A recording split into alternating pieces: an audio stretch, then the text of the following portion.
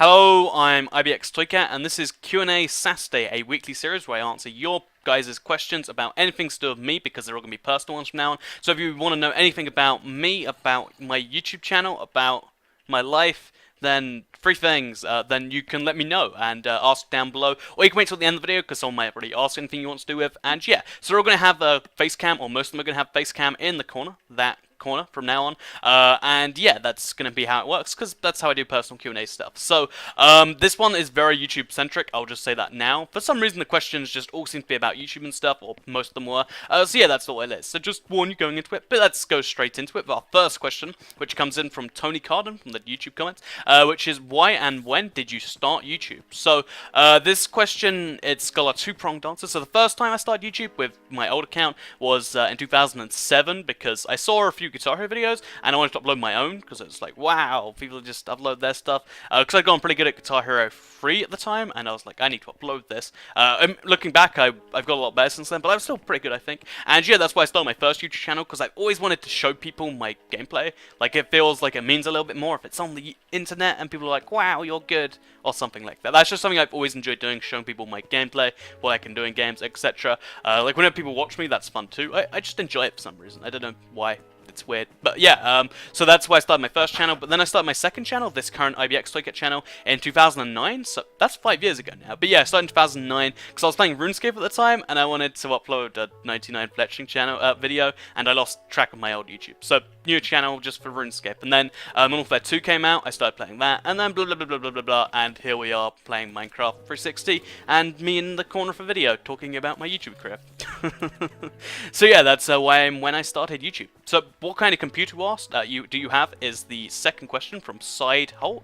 Did I get that right? Yeah, something like that. The type of computer that I have is most people are expecting me to say like HP, blah blah blah blah. But it's one I built myself. I could give you the parts list. I'll do it briefly because I know most people don't care. But it's an i7 4770K, two R9 280Xs from AMD, an MSI G45 Z87 motherboard, and 16 gigs of RAM.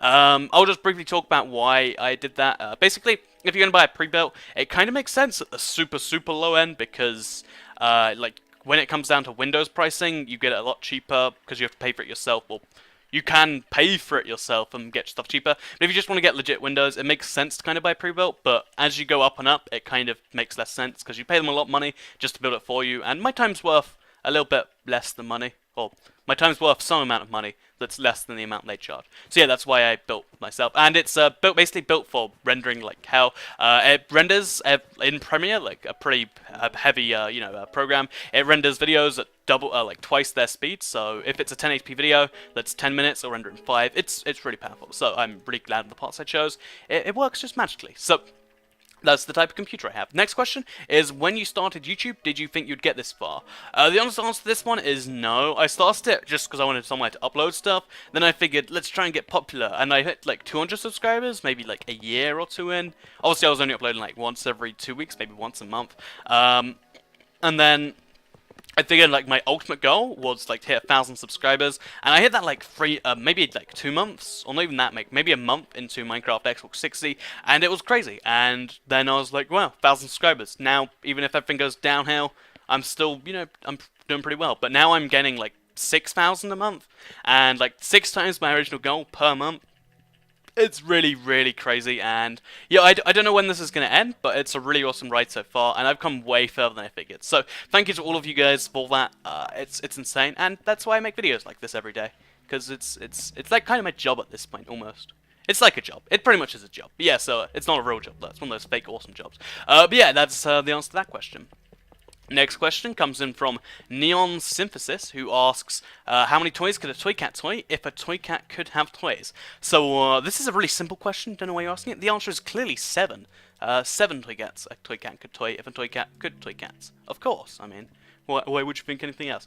So my next question comes in from Ewan Martin, who asks, here is a question for this week's Q&A. When the tip jar feature is added, will you let it be put on your video? So I think a lot of YouTubers would have a weird kind of ethics thing saying, can't accept donations for something that you're to get ad money for. And I think because 70% of people who watch my videos don't get ads because I like 60% are mobile and the other 10% it just doesn't show. I think a tip jar feature is fair enough, because it's like saying if you want to like kind of contribute or whatever, then that's cool, because buying equipment, it's not that expensive. Like YouTube definitely covers it all now, but when times are bad or whatever, if I need to buy something crazy good, like if I need to, I can't think of a good example, but if there was something big I need to buy, I think a tip jar would be fair for that. So yeah, I totally add a tip jar, but I wouldn't push people towards it. I just put it there, say if you want to tip, you can tip. Don't want to tip, that's cool. I don't expect you to tip. So yeah, that's how I do it. Like donations are cool, but not mandatory in any way ever. So yeah, that's your answer. Because tip jar, like you could honestly have a tip jar right now. I could just put my PayPal address, but you know, this is not really necessary. So the next question comes in from Jake Franco, who asks, "Why do you always say So when I say like, oh, so I'm gonna go to the the shop or something like that, it's basically because I've just always learned this way. Like, I mean, I haven't learned this way, but it's always been this way for me that I've just, instead of actually like I know I'm kind of stalling what I'm saying here, but instead of like finishing a point, or like if I'm lost on something, instead of just pausing, I'll say because it's better to fill the silence other than going, so I went to the shop, because it seems more engaging, but and then I say again. I'm trying to cut it out for videos. I'm trying to make sure it's just a smooth flow. I'm trying to fix that, but yeah, I say a lot. It's not really something that I'm trying to do, but it happens anyway, so that sucks. But I try my hardest to stop it, and hopefully you'll notice it happens less and less, because I'm trying more and more to get my speech stuff better, because this YouTube stuff's important now. Well, it's always been important, but it's more important. It's the same amount of important. Never mind. My point is invalid regardless of what I say at this point. So my next question is coming in from John Crocker, who asks, Toycat, have you always done YouTube for a living? If not, what other jobs have you had?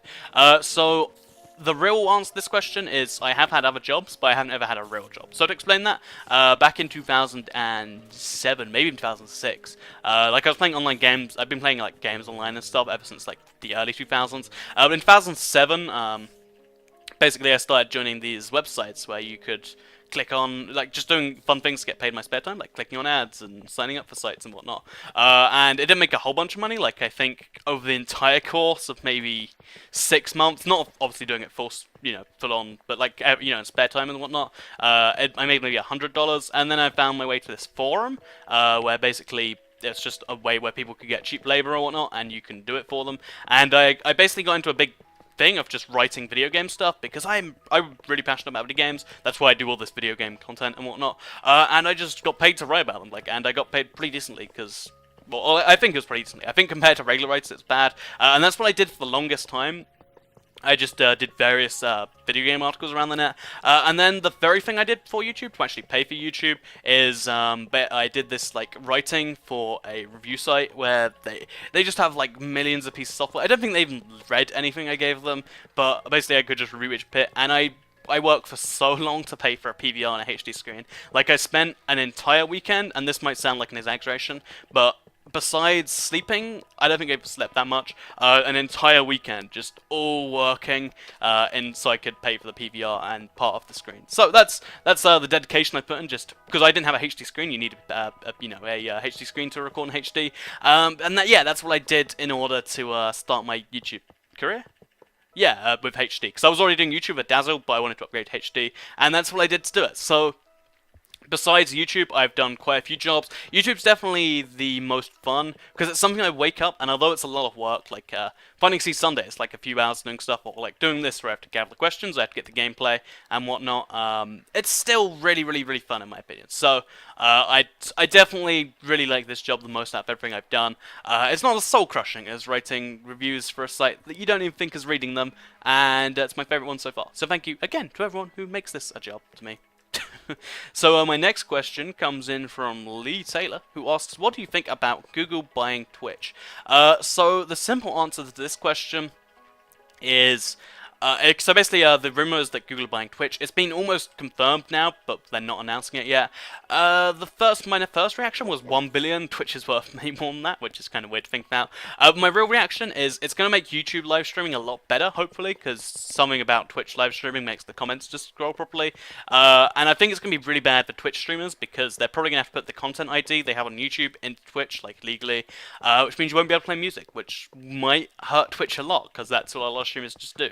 they play music. You can even get paid for playing music on Twitch. It's kind of crazy. So yeah, I don't know how it's gonna go, but it probably won't be good for Twitch, but it'll probably be good for YouTube streamers. So that's good, I guess. I don't know. I don't personally really care because I don't do Twitch anymore, but it sucks for Twitch streamers, or it might suck for Twitch streamers. So yeah, final question comes in from MNE Pick Gamers, who asks, "What do you record with?" I record with a HDPVR2. I would pick it up and show you, but it's all plugged in. I got given this one. I'm just gonna give you full disclosure. I got given this one for free, but I'm no longer sponsored by Hauppage because they did this weird sponsorship thing. But yeah, I'm not sponsored by them, so this is my genuine opinion.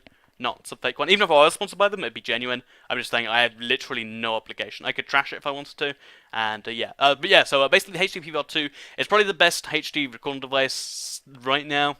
Like I think the PVR1 was probably the best, but if you want to record 1080p, your options are the Elgato, which has lots of freezing and crashing issues. You got the PVR2, which has the occasional ones, and you got the AVerMedia, which I think it's slightly more expensive, but I've never heard anyone say it has any problems. So probably AVerMedia if you have the extra money to dump in. Otherwise, the PVR2, it's really small, it's really sleek, it looks nice. I think it's a good choice. So I record the HD PVR2. If you want to buy one, there's links in the description. Or you can look up the AVerMedia from those links. They'll probably be in the related links. And yeah, that's what I record with. So that's, oh yeah, basically it takes the gameplay, it puts it in a magic box, and that's how you're seeing it. It's not a camera. A lot of people think I have a really good camera that just takes it amazing pictures. It doesn't work that way. It'd be pretty cool if it did that. So yeah, that's the finale of this. So I hope you enjoyed this Q&A. If you did, you can like it. If you have any questions that haven't been asked, you can ask them down below. Thanks for watching. I'm going to get ready to go upload this, and then probably work on Sunday. So thanks for watching, and goodbye.